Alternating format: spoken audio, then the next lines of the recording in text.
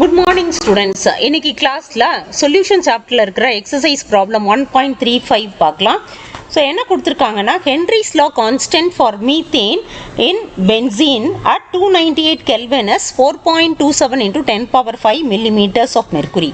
Calculate the solubility of methane in benzene at 298 Kelvin under 760 millimeters of mercury. So நமக்கு Henry's law constant கொடுத்துருக்காங்க.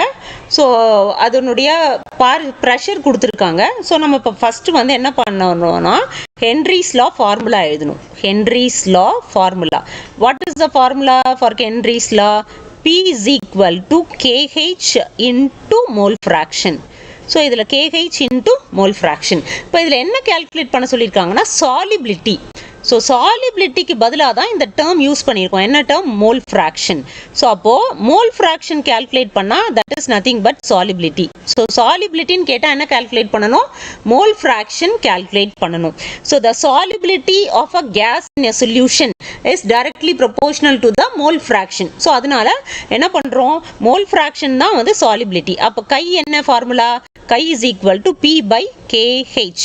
So இங்கே pressure கொடுத்துருக்காங்க. Pressure எவ்வளோ கொடுத்துருக்காங்க? 760 millimeters of மெர்க்குரின்னு கொடுத்துருக்காங்க.